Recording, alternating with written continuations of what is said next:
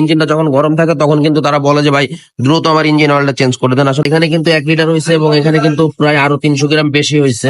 এটা হচ্ছে Saluto bike. তো এটা ইঞ্জিন অয়েলটা দেখেন, ইঞ্জিন অয়েল কিন্তু বইরা গেছে, একদম বইরা গেছে, এরকম কিন্তু থাকবে না। এটা কিন্তু 900 ml লেখা আছে এখানে, বাট এটা কিন্তু বইরা গেছে।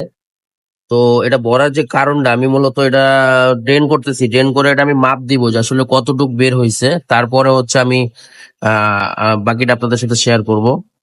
তো ইঞ্জিন অয়েল কিন্তু অনেক পরিমাণে বেশি, আমি এটা মাপ দিব, একদম কাটায় কাটায় মাপ দিব।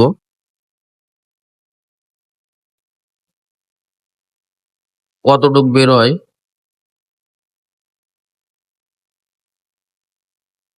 ডালো, ব্যাস ব্যাস ব্যাস হয়েছে। তো এখানে কিন্তু এটা মূলত কেন হয়, যারা অনেক দ্রুত অবস্থায় এবং ইঞ্জিন অয়েল যখন বা ইঞ্জিনটা যখন গরম থাকে, আসলে এই ইঞ্জিন অয়েল চেঞ্জ করা ঠিক না। কারণ হচ্ছে যখন আপনার ইঞ্জিনটা গরম হবে তখন কিন্তু আপনার ইঞ্জিনের মোবিলটা কিন্তু উপরে উঠে আসবে।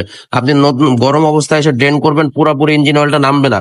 পরবর্তীতে যখন আপনি ইঞ্জিন অয়েলটা ভরে দিবেন তখনই কিন্তু ইঞ্জিন অয়েলটা বেড়ে যাবে ইঞ্জিনের ভিতরে। আর বাইরে গেলে সমস্যা যেগুলো হয়, ইঞ্জিন কিন্তু অতিরিক্ত গরম হয়ে যায়। অতিরিক্ত গরম হওয়ার কিন্তু ইঞ্জিন এটা একটা কারণ।